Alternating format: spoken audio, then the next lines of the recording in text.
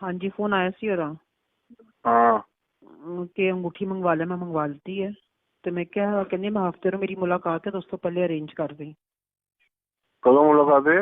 हफ्ते नु मेरी कर दे तो मंगवा दे। मैं कहता अवैस ਨੂੰ कहता अम्मी ने परसों आ जाएगी। उनके ਉੱਥੇ ਤਿਆਰ ਕਰਕੇ ਮੰਗਵਾ ਲੈਣਾ। नहीं वो कहती है मैनू तुसीं हीरा मंगवा दो ते अंगूठी मैं इत्थों खरीदांगी, जो पैसे बननगे तुसीं मैनू दे देना। मैं ठीक है। ठीक है। अच्छा दूसरी गल है वे कि उन्हें मैंने कहा कि खान साहब का फोन आया वे, सुबह ताले टड़े खुल जाएंगे साइड से। मैं जी रिपोर्ट जमा कराई है, खान साहब ने कहा मेरी गारंटी है मैं खत्म करावांगा, और लाल अकबर का लेटर भी तुहानू कल मिल जाएगा, उन्हें मैंने कहा। और जो टाइम है टाडा बीबी रात को मैंने दसेगी, ठीक है, क्योंकि मेरी तो पूरी चढ़ाई की है। मैं एक काम नहीं हुआ फरा, देखो है एक काम नहीं हुआ।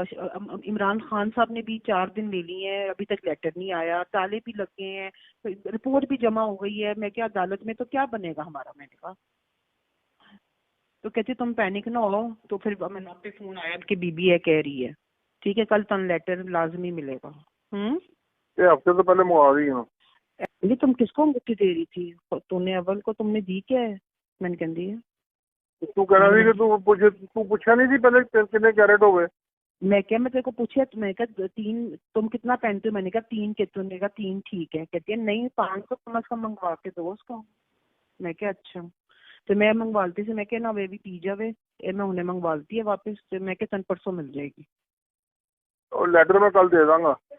हाँ ठीक है ठीक है। कोई अबू कहते कल लेटर मैं तुम भेज दूंगा। हाँ मैं आज पूरी चढ़ाई की आके। मैं क्या मैं नहीं डिस्टर्ब हुई है, मैं सुबह ना रोई। मैं क्या अगर अब्बू दी, अगर मेरी ये फीलिंग है तो अब्बू दी कितनी फीलिंग है? मैं क्या जगह जगह अब्बू बंदियां नू ट्रेस कर रहा है, फेस कर रहा है। मैं क्या और हर कोई लॉलीपॉप दे रहा है। मैं क्या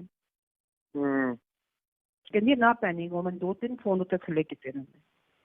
मेरी बीबी ना गल हो गई, लेटर तन कल लाजमी मिलेगा, सुबह ताले खुल जाएंगे।